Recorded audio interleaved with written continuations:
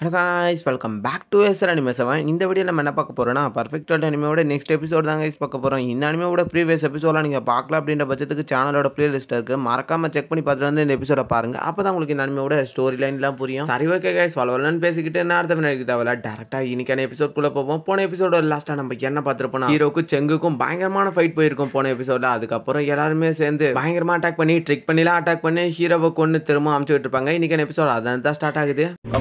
ரொம்ப ஆசைப்பட்ட போல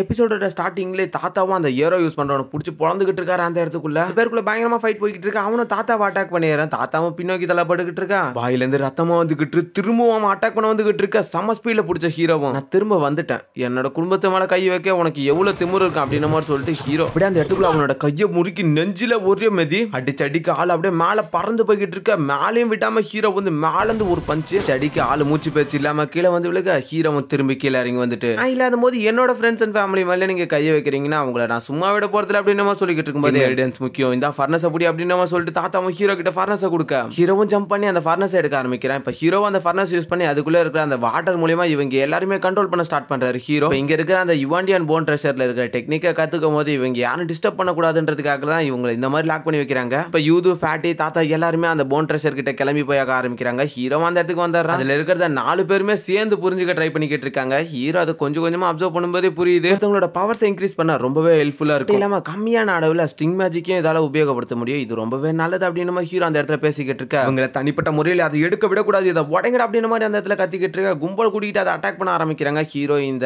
அவங்கள விட்டா வேலைக்கு ஆகாது, அந்த பேரியர் உடைச்சிட்டு திரும்பி வந்துருவானுங்க, நான் டிஸ்டர்ப் பண்ணாத இருக்கிறதுக்காக நான் போய் தடுக்கிறேன் அப்படின்னு மாதிரி சொல்லிக்கிட்டு இருக்கேன். ஹீரோ ஃபர்னஸ் கையில எடுத்துக்கிட்டு இப்ப கண்ட்ரோல் பண்ண இந்த டெக்னிக்கை நம்ம ட்ரை பண்ணி பார்ப்போமா அப்படின்னு மாதிரி யோசிக்க மேல பறந்த போனா அவனும் நான் என்னோட முழு பவரோட உன்னோட சண்டை போட போறேன் அப்படின்னு மாதிரி சொல்லிட்டு தண்டர ஸ்பியரா மாத்துறத பத்தி எங்களுக்கும் தெரியும்டா தம்பி அப்படின்னு சொல்லிட்டு ஹீரோ அவனோட ஸ்பியர் வந்து அட்டாக் பண்ணிக்கிட்டு இருக்கான். ஹீரோ ஃபைட் பண்ணிக்கிட்டு இருக்கான். இந்த பக்கம் 3 பேருமே சேர்ந்து அவங்களோட பவர்ஸ் யூஸ் பண்ணி அதை மொத்தமா கண்ட்ரோல் பண்ண ட்ரை பண்ணிக்கிட்டு இருக்காங்க. ஹீரோவோட தண்டர்ஸ் எல்லாமே இருக்கிற அந்த மேட்டை தூக்க ஆரம்பிக்குது. இதை புரிஞ்சுக்கிட்ட ஹீரோவும் இந்த இடத்துல என்னால முழு பலத்தோட ஃபைட் பண்ண முடியாது போலயே அப்படின்ற மாதிரி யோசிச்சுட்டு இப்ப கண்ட்ரோல் பண்ண அந்த ஸ்ட்ரிங் மேஜிக்கை யூஸ் பண்ணலாம் அப்படின்ற மாதிரி ஹீரோ ஒரு ஐடியாக்கு வந்துகிட்டு இருக்கான். திரும்பவும் வெறி பிடிச்ச மாதிரி ஹீரோ அட்டாக் பண்றதுக்காக வந்துகிட்டு இருக்கா. ஹீரோ அவனுக்கு பின்னாடி ஃபர்னஸ் ஒழிச்சு வச்சிருந்தான். அவன் அட்டாக் பண்ண அடுத்த நிமிஷமே ஸ்பியர் ஃபர்னஸ் பிடிச்சிக்கிற உள்ள அப்சர்வ் பண்ண ட்ரை பண்ணிக்கிட்டு இருக்கும்போது பின்னாடி வந்து ஹீரோ பயங்கரமா அட்டாக் பண்ணிக்கிட்டு இருக்கான். இவனோட ஸ்பிங் டிஃபரன்ஷன் எப்படி இருக்கு, என்னோட மூவ்மெண்ட் உன்னால கணிக்க முடியுது அப்படின்னு சொல்லிட்டு ஹீரோ மின்னல் வேகத்துல அட்டாக் பண்ணி அவன் அதே இடத்துல கொண்டு வரான். ஹீரோ அந்த யுவாண்டியன் போன்ல இருந்து கத்துக்கின டெக்னிக் இதான்ற மாதிரி சொல்லிக்கிட்டு இருக்கான். இன்னும் என்ன கூட சண்டை போட யாருக்குன்னா விருப்பம் இருந்துச்சுன்னா பயப்படாத முன்னாடி வாங்க அப்படின்னு மாதிரி ஹீரோ அந்த இடத்துல சொல்லிக்கிட்டு இருக்க. ட்ரைனிங் பண்ணிக்கிட்டு இருக்கும்போது அந்த செங் பையன் அந்த ட்ரெஷர் எடுத்துட்டு ஓடிக்கிட்டு இருக்க. தாத்தாவும் என்னடா பண்றது அப்படின்னு மாதிரி பாத்துக்கிட்டு இருக்கும்போது மத்தவங்க எல்லாருமே ஃபாலோ பண்ண ஆரம்பிச்சாங்க. அது என்கிட்ட கொடுத்துட்டு போட அப்படின்னு ஃபேட்டி கத்திக்கிட்டு இருக்க. ஹீரோவும் பொறுமையாரு, அதை விட முக்கியமான ஒரு பொருள் இந்த இடத்துல இருக்கு, நான் அதை புரிஞ்சுக்கிட்டேன். இப்போ நம்மளுக்கு முக்கியம் இதான் சொல்லிக்கிட்டு இருக்கும்போது ராபிட்டும் அது வந்து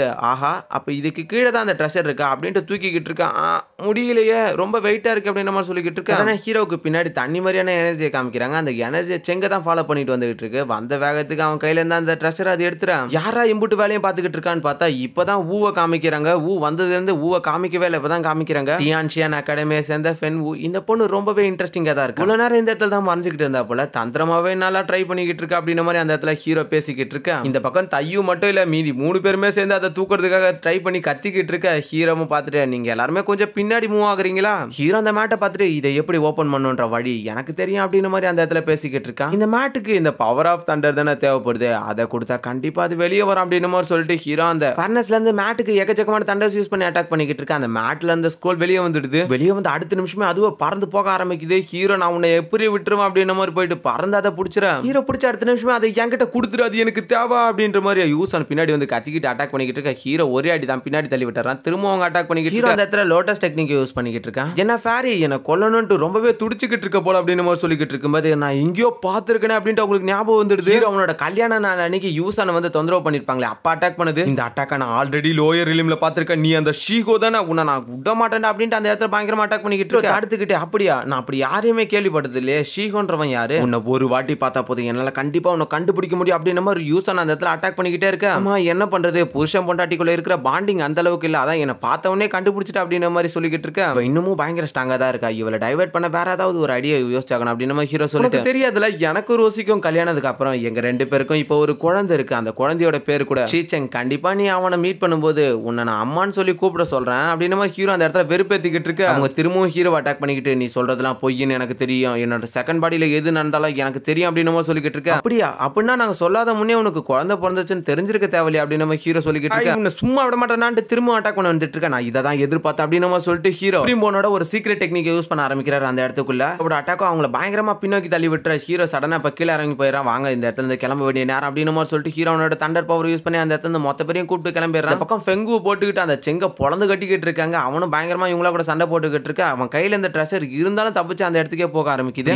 இந்த இடத்துக்குள்ள இருக்க இந்த ட்ரெஷரை வெளியே எடுத்துட்டு போக முடியாது போலியே அப்படின்னு சொல்லிட்டு சைட்ல பார்த்தா எல்லாருமே அதை எடுக்க போய்கிட்டு இருக்கானுங்க. யூஸான பார்த்து அவனும் முன்னால முடிகிற அளவுக்கு அந்த போன் ட்ரெஷரை புரிஞ்சுக்க ட்ரை பண்ணு, நான் இங்க இருக்கிற எல்லாருமே தடுத்துக்கிட்டு இருக்கேன் அப்படின்னு சொல்லிக்கிட்டு இருக்கா. யூஸ் ஆன போயிட்டு இந்த போன்ல இருக்கிற அந்த இன்ஸ்கிரிப்ஷனை புரிஞ்சுக்க ஆரம்பிக்கிறாங்க. இவங்களுக்கு பாதுகாப்பா அந்த இடத்துல செங் பயபுல மத்த எல்லாருமே அட்டாக் பண்ணிக்கிட்டு இருக்கான். அவன் அந்த இடத்துல அவனோட ஸ்பிரிட் பாடி உருவாக்கிட்டு இருக்க. நம்ம ஆட்கள் எல்லாருமே அந்த இடத்துல தப்பிச்சு போய்கிட்டு இருக்காங்க. நெக்ஸ்ட் சீன்ல அந்த போர்ட்டல் ஓபன் பண்ணிக்கிட்டு ஹீரோ தாத்தா யூதுன்னு எல்லாருமே வந்துகிட்டு இருக்காங்க. அந்த போர்ட்டல் வழியில வந்து கீழே இறங்கின அடுத்த நிமிஷமே யாருக்குமே சாட்டிஸ்ஃபை இல்லை, ஏன்னா அந்த இடத்துல போன் ட்ரெஷர் அங்கேயே விட்டுட்டு வந்துட்டோமேன்ட்டு கிளம்புற அந்த இடத்த சுற்றி பார்த்துட்டு வந்துகிட்டு இருக்கேன். என்னதான் இருந்தாலும் ஃபேட்டிக்கு நம்ம அந்த இடத்துல போன் ட்ரெஷரை விட்டு வந்தது தப்பா போச்சு அப்படின்ற மாதிரி பேசிக்கிட்டு இருக்கும்போது ஹீரோ என்னால் அந்த ட்ரெஷரை புரிஞ்சிக்க முடிஞ்சிச்சு, அது மட்டும் இல்லாமல் ஒரு பொருள் கிடைக்குன்னா ஒரு பொருளை இழந்ததாகணும் அப்படின்னு மாதிரி சொல்லிட்டு என்கிட்ட தண்டர் பேரஸோட கோல்டன் பேப்பர்ஸ் இருக்கு அப்படின்னு மாதிரி ஹீரோ அந்த இடத்துல பேசிக்கிட்டு இருக்கும்போது சடனாக ஹீரோட உடம்புல ஹீரோட ஆர்மர் தன்னாலே வர அந்த கோல்டன் கலர் பேப்பருங்க ஹீரோட ஆர்மர் ஓப்பன் பண்ணது மட்டும் இல்லாமல் அந்த இடத்துல டேரக்டாக போயிட்டு ஒரு இடத்த நின்று அது ஒரு எல்இடி மூவி மாதிரி அந்த இடத்துல போட்டி காமிச்சுக்கிட்டு இருக்கு. ஏதோ ஒரு அரண்மனையா, தண்டர் பேரரசரோட புனித அரண்மனையா, 10 புனித அரண்மனைகள்ல இதுவும் ஒண்ணு இல்ல அப்படின்ற மாதிரி அந்த இடத்துல பேசிக்கிட்டு ஃபேட்டி. ஆமா, இது அந்த தண்டர் பேரரசரோட அரண்மனை தானே, இது அப்ப அந்த இடத்துல இருந்து வந்தது அப்படின்ற மாதிரி ஃபேட்டி அந்த இடத்துல கூட அதிர்ச்சியா பேசிக்கிட்டு இருக்கேன். ஆமா ஆமா, பார்க்கும்போதே தெரியல அதுவா தான் இருக்கும். திடீர்னு ஒரு கல்லுக்கு பின்னாடி தான் காமிக்கிறாங்க, அந்த இடத்துல ஏதோ ஒரு தவளை மாஸ்டர் ஒன்று பார்த்துக்கிட்டு இருக்கு. இது எல்லாத்தையுமே அந்த ஆர்மரை பார்க்கும்போதே தெரியல அது சுப்ரீம் யுவாண்டியானே தான். சுப்ரீம் யுவாண்டியான் வெற்றிடத்துக்கு போனதா கேள்விப்பட்டேன் அப்படின்ற மாதிரி தாத்தா அந்த இடத்துல பேசிக்கிட்டு இருக்காரு. அவர் அந்த இடத்துக்குள்ள நிறைய ஸ்ட்ராங்கான பீப்புள்ஸ் எடுத்துக்கிட்டு இந்த தண்டர் டெக்னிக்கை எடுக்கிறதுக்காக தான் போயிருக்காரு. இப்ப அந்த யுவாண்டியானோட வாய்ஸே பேச ஆரம்பிக்குது. நான் பல வருட தண்டர் போராட்டங்களுக்கு அப்புறம் தண்டர் பேரரசரோட டெக்னிக்கான இதை அடைஞ்ச, இருந்தாலும் என்னால இதை கண்ட்ரோல் பண்ண முடியல, இருந்தாலும் என்ன கூட இருந்த அந்த தண்டர் நான் இதை நல்லாவே புரிஞ்சுக்கிட்டேன், டிராகன் மஸ்டேட்டா மாறிடுச்சு.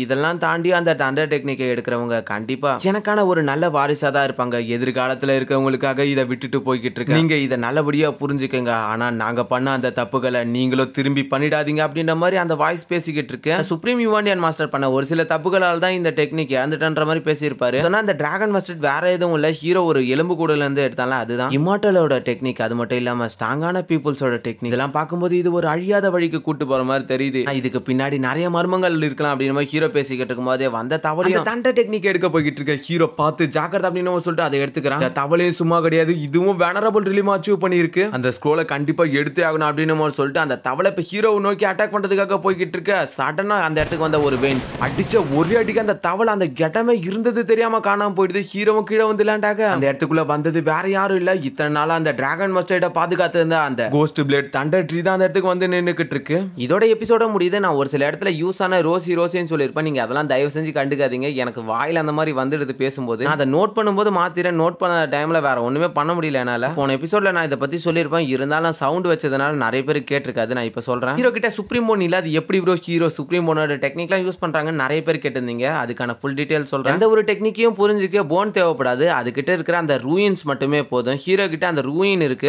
மைண்டுக்குள்ள இருக்கு. இப்ப ஹீரோ வந்து அந்த ரூயின்ஸ்லாம் ஞாபகம் இருக்கிறதுனால ஹீரோ வந்து குன்பெங் டெக்னிக்கையும் யூஸ் பண்ணிக்கிட்டு இருக்காரு. அது மட்டும் இல்லாம சுப்ரீம் போனுக்குள்ள இருக்கிற முக்கியமான டெக்னிக்ஸையும் யூஸ் பண்ணிக்கிட்டு இருக்காரு. ஹீரோனோட ஸ்ட்ராங்கான டெக்னிக்கான குன்பெங் டெக்னிக்கே ஹீரோவோட தம்பி கிட்ட கொடுத்துட்டு இதை ஷீ கிங்டத்துல கொடுத்துறா அப்படின்னு சொல்லியிருப்பான். ஹீரோ அதை திரும்பி ஷீ கிங்டத்துல இருந்து வாங்கின மாதிரி காமிச்சிருக்க மாட்டாங்க. ஹீரோ ஷீ கிங்டத்துல கொடுத்து அதை வாங்கல, இருந்தாலும் ஹீரோக்கு அந்த டெக்னிக்கை பத்தி எல்லாமே நல்லா தெரியுன்றதுனால அதை புரிதலை யூஸ் பண்ணிக்கிட்டு ஹீரோ அந்த டெக்னிக் யூஸ் பண்ணிக்கிட்டு இருக்கான். இன்னமும் இப்ப கூட தாத்தா ஃபேட்டி யூது எல்லாருமே அந்த போன் ட்ரெஷரை ரொம்ப நேரம் புரிஞ்சுக்க ட்ரை பண்ணாங்க. ஹீரோ இருந்தாலும் போன அடுத்த நிமிஷமே சடனா புரிஞ்சுக்கிட்டான்ல. ஹீரோக்கு ரூயின்ஸோட நாலேஜ் அந்த அளவுக்கு அதிகம், சடனா எல்லாத்தையுமே புரிஞ்சுக்கிறாரு. அதுதான் ஹீரோ கிட்ட இருக்கிற ஒரு அல்டிமேட்டான எபிலிட்டினே சொல்லலாம். சரி ஓகே கைஸ், மற்றபடி வேற ஏதாவது புரியல அதையும் கமெண்ட் பாக்ஸ்ல சொல்லுங்க, நான் அதையும் சொல்றேன். சரி ஓகே, வளவலன்னு பேசிக்கிட்டு நேரத்தை வினாடிக்கு தவிர இன்னைக்கு எபிசோட இதோட முடிச்சுப்போம். நெக்ஸ்ட் ஒரு நல்ல எபிசோட சந்திப்போம். அது வரைக்கும் பை கைஸ்.